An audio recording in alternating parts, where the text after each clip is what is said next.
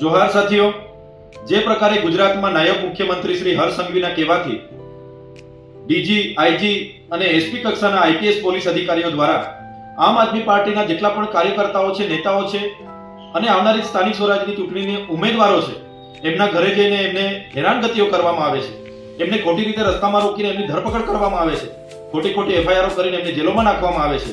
ત્યારે આ ઇમરજન્સી જેવી પરિસ્થિતિને ધ્યાને લઈને આજે આમ આદમી પાર્ટીના રાષ્ટ્રીય સંયોજક અરવિંદ કેજરીવાલજીએ ગુજરાતના મુખ્યમંત્રીશ્રીને આમાં ધ્યાન દોર્યું છે કે ભાઈ, લોકશાહી છે, સંવિધાનિક અધિકાર છે, બધા જ પાર્ટીના કાર્યકરોને જનતાની વચ્ચે જઈને ચૂંટણી લડવાનો અધિકાર છે. જ્યારે આ ચૂંટણી ન્યાયિક રીતે થાય એમાં મુખ્યમંત્રી શ્રી પોલીસને આદેશ કરે, સૂચના કરે, ચૂંટણી પંચને ધ્યાન દોરે, એના બાબતે આજે પત્ર લખવામાં આવ્યો છે. ત્યારે મેં ગુજરાતની જનતાને અપીલ કરું છું, વિનંતી કરું છું કે જ્યારે સ્થાનિક સ્વરાજની ચૂંટણીમાં પોતાની હારનો ડર લાગી રહ્યો હોય ત્યારે નાયબ મુખ્યમંત્રી જે પ્રકારે પોલીસને ઉપયોગ કરી રહ્યા છે, ત્યારે આ ખૂબ જ ચિંતા અને ગંભીર વિષય છે.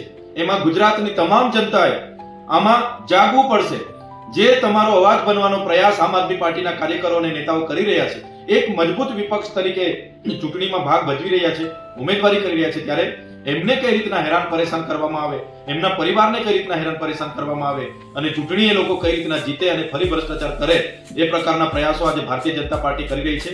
ત્યારે સમગ્ર જનતાને અમે અપીલ કરીએ, આવો સૌ સાથે મળીને આપણા સંવિધાનને બચાવવા માટે, લોકશાહીને જીવંત રાખવા માટે, આ ચૂંટણી પારદર્શકતા રીતે કરાવવા માટે આપણે સૌએ સાથે મળીને આવી પોલીસની હેરાનગતિઓ સામે લડવું પડશે.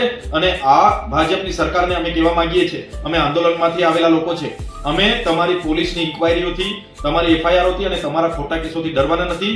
જનતા જે દિવસે જાગી જશે તે દિવસે નાયબ મુખ્યમંત્રી હશે કે એમના પોલીસ અધિકારીઓ હશે, બધાએ જ એનો જવાબ આપવો પડશે. અને હવે જનતા ધીરે ધીરે જાગી છે, એટલે તમામ જનતાને અપીલ કરીએ છીએ, આ માત્ર આમ આદમી પાર્ટીના કાર્યકરોનો પ્રશ્ન નથી, આ ગુજરાતની 6 કરોડ જનતાનો પ્રશ્ન છે.